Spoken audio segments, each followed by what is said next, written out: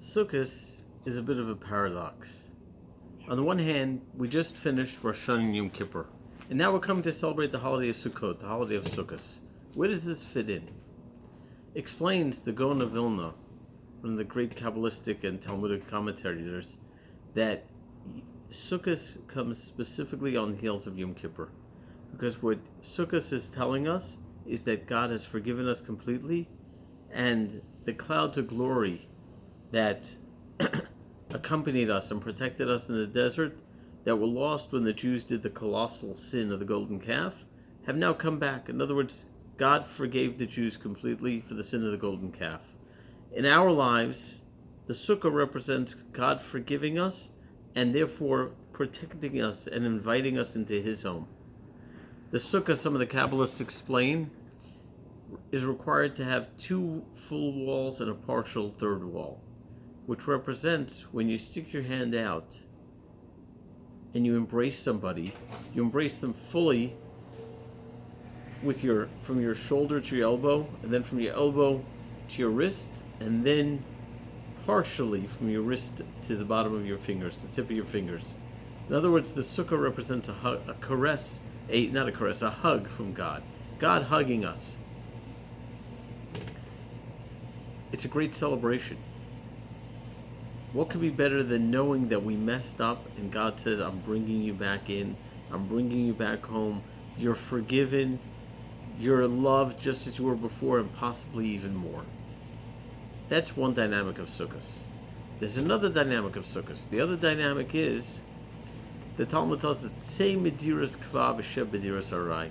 Leave your permanent structure, leave your home, leave your mansion, leave your castle, leave your place of security, and dwell in a temporary dwelling, a place that could be knocked over by the wind, a place that doesn't have shelter in the same level of protection as your home does, a place that doesn't have all that security. One of the greatest desires I think we have in life, especially in American culture, is we want to establish ourselves. We want to have financial security. We want to be able to get to that day where we're going to retire and we're going to take it easy. And along the way, we don't want to stress. We want to put away enough money that we can pay our bills and we can go on vacation and we can pay for education for our children and so on. We just want security.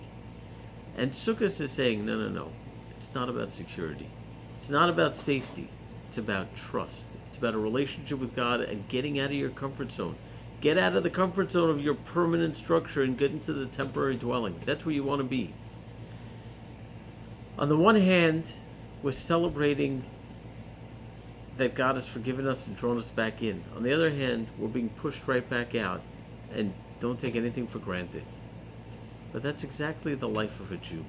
The life of a Jew is getting to a place of forgiveness, getting to a place of greatness, getting to a place of where I'm cleansed for anything in the future, and I now am even more spiritual, even more deeply connected than I was before. But at the same moment, it's just setting me up for the next journey. I complete one journey and I begin the next one. The next journey is get out of your comfort zone. Get out of the place that you know is easy, is tried and proven, and start doing something uncomfortable. Start pushing yourself to the next level. That's what we have to do. And it's no accident that the holiday of Sukkot culminates with Simchas Torah. The day after Sukkot, the day that we're still celebrating, is the day we complete the study of the Torah and we begin the study anew. On the one hand, I celebrate that I've studied an entire year of Torah. I've studied the entire Torah, and it's a tremendous accomplishment, tremendous cause for celebration. But I'm not done. What do I do as soon as I finish? I start right over again. At Dado Plano, we have the custom that at Simchas Torah, during the dancing, during the celebration, we make commitments. What are we going to study for this coming year? What are we going to take on? And it was so beautiful that I was speaking to one of the young men in our community who's studying in yeshiva.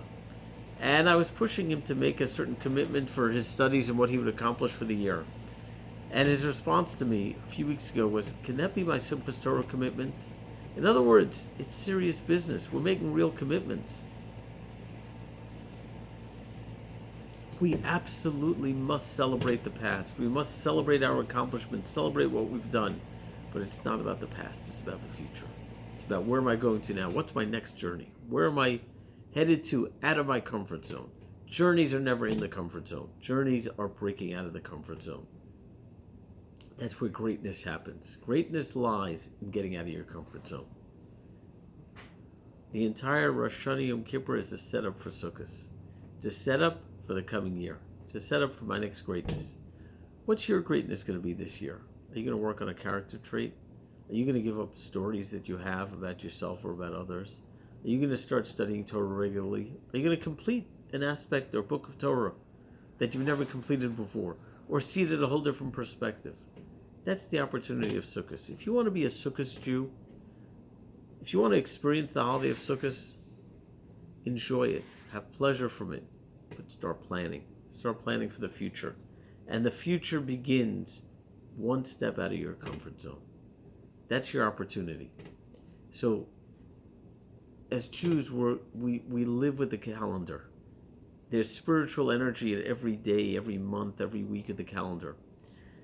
If we want to truly be experiencing the moment, today there's a tremendous movement called mindfulness and living with the present, being in the present. Well, the way to be in the present during the holiday of Sukkot is not just celebrating what I accomplished, not just to celebrate in the past, but my commitments for the future. Visualizing where I could go, what I could accomplish, and taking the first steps, making that commitment and starting to go. So, Sukkot starts in a few hours. Let's have the experience of Sukkot by truly taking that on, taking the commitment. And you know what that commitment is. There's a joke I've said many times on high holidays. Some of you may have heard it. Some of you may have not.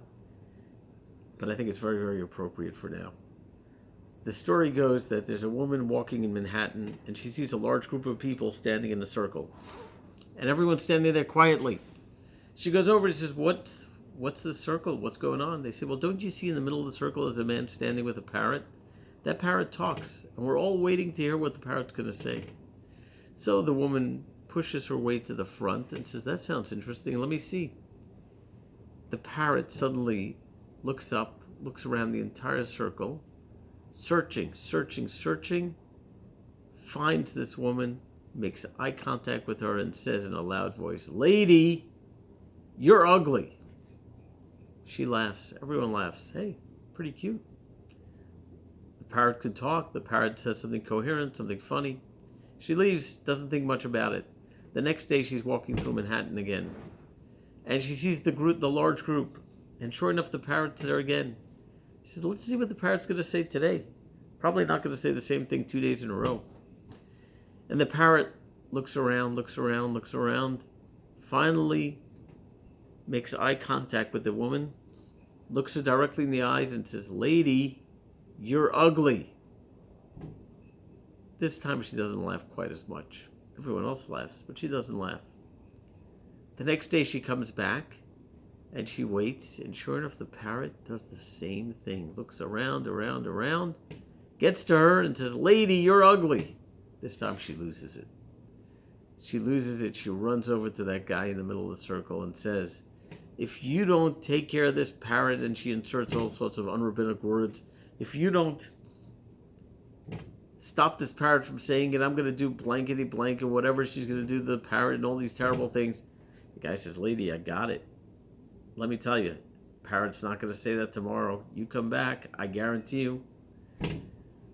Next day she comes back and she's got a knife and mace. She's got everything in her purse and she's holding it ready to go to battle against this parrot.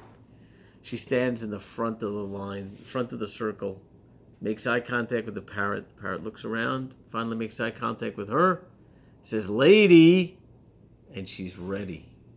And she says, yes. And the parrot says, you know, we're that lady. You know what your next step in your growth is. You know what your next book of Torah should be. You know the character trait you should be working on. You know the relationship you should be repairing. You know. You want to be a Jew who experiences the moment? You want to be a mindful Jew? You want to be a Sukkos Jew? Take it on now. Make that commitment and start going. But know that your commitment is being built on all that you accomplished last year. And you accomplished so much. You went through Corona. And you're still standing. And not only are you still standing, you're moving forward. You're a hero.